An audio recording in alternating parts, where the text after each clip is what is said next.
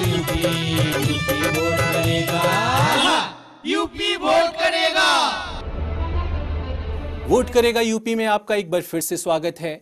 इंसानी मौन को उन्होंने बस एक किताब समझ रखा है, पढ़ा है उसे अब तलक मर्सिया की तरह, पर यह तो केंचुल के भीतर छुपी एक नपुंसक आकांक्षा है। फन उठाने भर की देर है, फैल जाएगा जहर नस नस में। अरविंद जी, यूपी में क्या लग रहा है आपको? क्या आप कोई सत्ता विरोधी आहट या लहर महसूस कर रहे हैं? ऐसी लहर अभी खास दिखाई नहीं दे रही है कि उसकी वजह यह है कि अभी कहीं एक जगह से चुनौती नहीं आ रही है। चुनौती कई कोनों से आ रही है और जो सबसे कमज़ोर है कांग्रेस पार्टी, उसी की चुनौती सबसे लाउड और सबसे उसकी आवाज़ बाकी जगह सुनाई पड़ रही।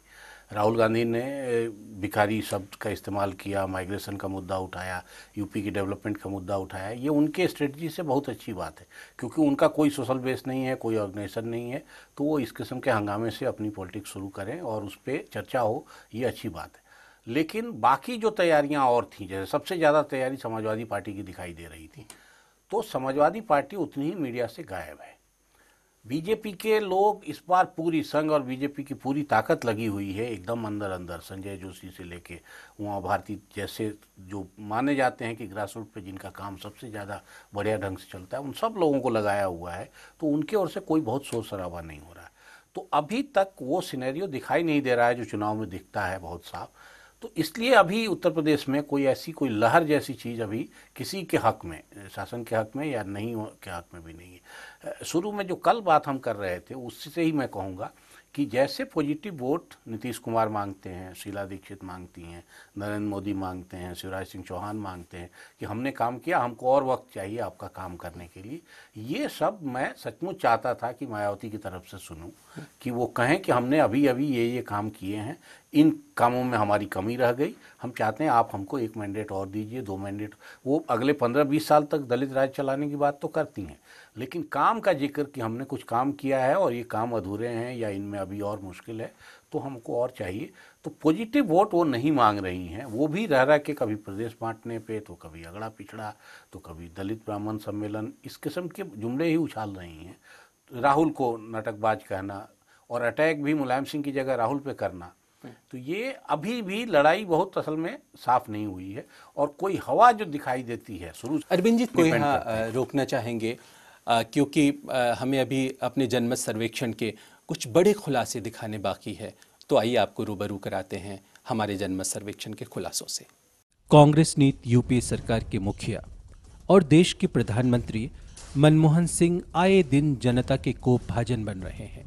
मुद्दा चाहे उनके अनबरत मौन का हो, देश हित के मामलों से पल्ला झाड़ने का हो, अथवा पाकिस्तान के प्रधानमंत्री को शांति दूत कहने का हो। सो ऐसे में जब हमने यूपी की जनता से पूछा कि वह अगले प्रधानमंत्री के तौर पर किसे देखना चाहती है, तो इस रेस में भाजपा नेत्री सुषमा स्वराज बाजी मार गईं।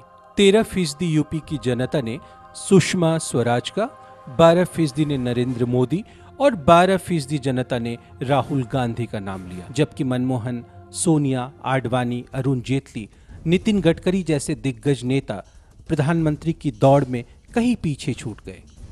जो हमने उत्तर प्रदेश में जो हमारा जनमत सर्वेक्षण कहता है, उसमें प्रधानमंत्री पद की दौड़ में थोड़े अजीबोगरीब नतीजे आए। 13% लेकर सुषमा सबसे आगे है रेस में, 12% मोदी, 12% राहुल गांधी। तो क्या लगता है आपको, लोगों का नज़रिया क्या है? और मनमोहन सिंह को 4%, सोनिया गांधी को 6%, तो आखिर लोग चाहते क्या है? नहीं, उसमें राहुल को फिर ज़्यादा है, राहुल यहाँ फिर ज़्यादा मजबूत है। तो इसलिए एक तो यही है कि ये मुद्दा नहीं है मेरे ख्याल से अभी, एक मन टटोलने भर के लिए हम उसको देख लें तो देखें। फिर उत्तर प्रदेश अपना मुद्दा है, मुल्क में कराएं तो नीतीश कुमार शायद काफ़ी ऊपर आए, वहाँ 1% भर है। मोदी की इमेज क्यों उत्तर प्रदेश में अच्छी है या उनको क्यों इतना है, ये अपने आप में एक सोचने की चीज़ है। और यूपी के होकर राजनाथ सिंह बहुत पीछे हैं प्रधानमंत्री पद की पसंद। और यूपी में कोई तो यूपी वाला नहीं ऊपर है, मायावती भी नहीं है जो प्रदेश में सबसे पॉपुलर हैं, वही टॉप 3 में होती तो भी एक गिनती होती कि अच्छा। वहीं जब हमने पूछा कि उत्तर प्रदेश में बेहतर काम करने वाला मुख्यमंत्री कौन साबित होगा, तो आश्चर्यजनक तौर पर 18% लोगों ने राहुल गांधी पर अपनी मुहर लगाई। मायावती और मुलायम भले ही राज्य के अगले मुख्यमंत्री की पसंद के तौर पर राहुल से कहीं आगे हों, पर यूपी के लोग इन दोनों को इतना काम करने वाला मुख्यमंत्री नहीं मान रहे। मुलायम 11% तो मायावती 13% लोगों का ही समर्थन जुटा पाई। वहीं आगामी चुनाव में मतदाताओं के वोट अगले मुख्यमंत्री का निर्धारण करने वाले हैं। ऐसे में जब हमने यूपी की जनता से पूछा कि आप राज्य में अगले मुख्यमंत्री के रूप में किसे देखना चाहते हैं, तो 22% लोगों ने मुलायम सिंह यादव के नाम पर मोहर लगाई और वहीं 20% लोगों ने मायावती का नाम लिया। अक्सर होता है कि चुनाव के वक्त उम्मीदवार वोट की चाहत में मतदाताओं को कई तरह के प्रलोभन देते हैं। ऐसे में जब हमने यूपी की जनता से पूछा कि क्या पैसा या प्रलोभन उनके वोट को प्रभावित कर सकता है, तो 38% लोगों ने कहा नहीं और वहीं 36% लोगों ने कहा कि वो अभी कुछ कह नहीं सकते। बमंडर करीब आता जा रहा है, इतना करीब कि उसे देखने के लिए अब दूरबीन की ज़रूरत नहीं रह गई है, क्योंकि नंगी आंखें नंगे ख्वाबों के मानिंदी बेहद सच्ची हैं। अरविंद जी, जनमत सर्वेक्षणों के नतीजों पर क्या है आपकी फौरी टिप्पणी? जैसे लोगों ने भ्रष्टाचार को सबसे बड़ा चुनावी मुद्दा माना इस दफे यूपी में, आप क्या कहते हैं? देखिए, जनमत संग्रह अगर बड़े पैमाने पे हम करा रहे हैं तो बहुत उसमें इंडिविजुअल की राय फिर मेरी आपकी कोई बहुत ज़्यादा मत, क्योंकि वही ज़्यादा बड़ा सच है। हजारों लोगों की राय वहाँ रिफ्लेक्ट हो रही है, तो वो ज़्यादा, बल्कि हमको अपनी राय उसके हिसाब से, जो इकबाल ने कहा था कि जमहूरियत वो तर्ज हुकूमत है जिसमें इंसान को गिना जाता है, तौला नहीं जाता। तो इसलिए वो उधर से आने वाली चीज़ें हैं, उसको मानना चाहिए। अरविंद जी, एक बड़ा चौंकाने वाला पहलू सामने आया। हालांकि कांग्रेस इतनी पिछड़ रही है इस बार के चुनाव में गिनती की संख्या में, संख्या बल में, लेकिन राहुल गांधी काम करने वाले मुख्यमंत्री के तौर पर मतदाताओं की पहली पसंद बनकर उभरे हैं यूपी में। ये क्या आपको कुछ चौंकाता है?